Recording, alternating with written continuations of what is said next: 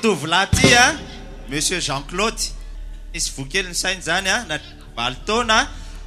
izy angamba ny anazava azy irana efa manana Jean-Claude a vany afaritra Ambatolampy a zay nandritra ny taona maro tao anatin'ny valo aina tsy aizitrana ka dia afaka izao maly izy tsy nahay nandia tsy nahay nitehaka tsy nahay niteny nefa izao izy nahay izy teo fa nisaotra to voninahitra ho an'i Jesosy Tiafa mafeo an'Andriamanitra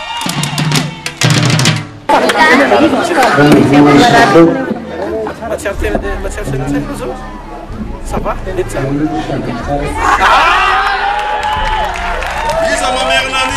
sanene tena kamafitsika ao an'Andriamanitra Madame Odette a 7 taona nanako sakodolo ny vanitaolana rehetra nandritry ny 2 volana dia teo amin'ny fanatrehan'Andriamanitra teo tamin'ny fanasitrana ao an'Andriamanitra afaka tanteraka zany rehetrarehetra zany terahina Jesosy ty zazakely ty a fotoana izy a tsy mahay mampiakatra zavatra any ambavy ny tanany ankavanana iny voninahitra ao an'Andriamanitra fa nampanaoviny WC teo izy a dia ho hitantsika moa le izy ampiakaro any ambavany ny tananao iny e halleluja tiafa mafeo an'Andriamanitra Monsieur Henri efatra amby 10 taona nisy tension a hatramin'ny 7 zany hoe 7 taona androany teo amin'ny fanatrehan'Andriamanitra afaka mihetsika ny tongony havanana tiaksika Andriamanitra Madame Victoire raiky amby 10 taona nisy areti-po izy a nisy fivitosana teo amin'ny kibo a tsy afaka nandeha ary raha niditra teto izy a dia niakahana be misy tamin'ny teny zavatra nyjoromy vavonateo a voninahitra ao an'Andriamanitra rery any fa sady nanjavona dolo zany rehetrarehetra zany a dera be an'Andriamanitra ozy izy teo a voninahitra afaka miteny ary tena afaka nihira sy azoko natao tiafa mafeo an'Andriamanitra Madame Ravaomalala Suzanne eny amin'ny 10 taona efa teto izy omaly ary teto ihany koa izy androany nanaintaina teo amin'ny 10 taona andritry ny herintaona satria nanana cancer androany teo amin'ny fanatrehan'Andriamanitra maivana tsisy tsony fanaintainana teo amin'ny kibo voninahitra ho an'Andriamanitra rery tsisy inona miorakoa ansika ho an'Andriamanitra Monsieur Yanja 17 taona fanina be a marary loha nandritry ny 15 taona dia voninahitra ao an'Andriamanitra fa amin'izao fotoana izao zany a afaka tanteraka 15 taona zany no voanao le lohako dia ohatrany afaka izy zao salama tsara zao afaka tiafa mafeo an'Andriamanitra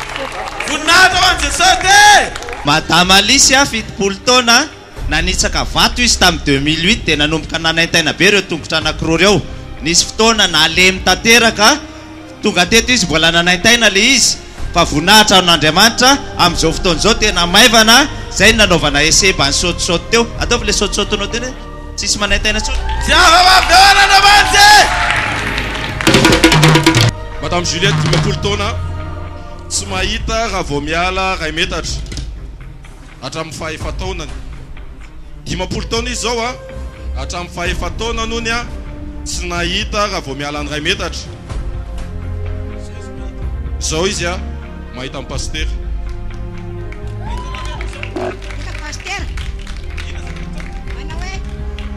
tiafa mafeo an'Andriamanitra Aloso Madame Nirina 17 taona izy a tsy naheno ny sofiny havanana nandritry ny 12 taona nandritry ny 12 taona tsy nahare ny sofiny havanana atao hoe seara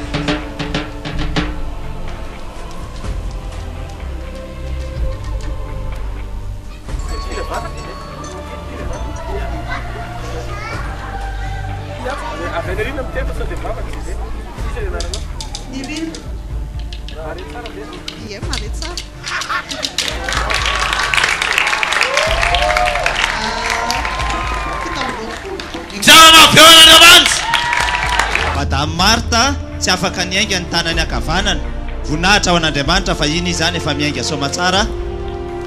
dia raina ny tompo afa mafy ao an'Andriamanitra nandritry ny 5 taona ilay izy tsy afaka niakatra ohatran'izay io izy zany efa miakatra soma tsara voninahitra ao an'Andriamanitra ny tia hafa mafy ao an'Andriamanitra moa ty tovolahy ty mandimby ny anarany 20 taona izy narary lohalika akavanana izy tsy mahavita mitsambika na nandritry ny 2 taona voninahitra ao an'Andriamanitra fa amin'izao fotoana izao zany afaka mitsambikina izy fa afaka le manaintainy afaka Halleluja!